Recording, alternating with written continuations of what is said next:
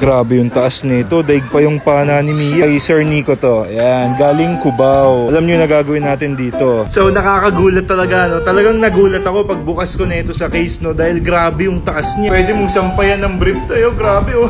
Sobra-sobra pa sa action ruler natin, oh. Pero ganito yung mga gusto ko, yung matcha-challenge talaga ako, eh. So what are you waiting for to do right now? Let's go, let's do this. Yon, at yes, tapos na siya, napababa na natin yung action. Dito mo malalaman pagka low action na yung bass, no? Pagka effective na siya sa slapping, pag maganda na yung tunog niya sa slapping.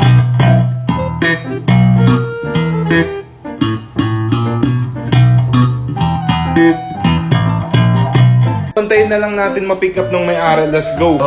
So right, yan na si Sir Nico, ang may-ari ng bass. Pero ngayon, napakababa na niyan. Hindi naman sobrang baba, pero playable na, no?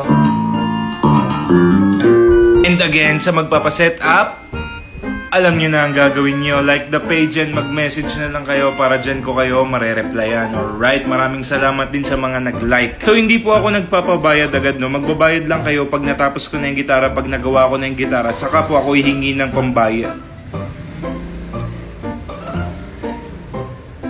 Shit.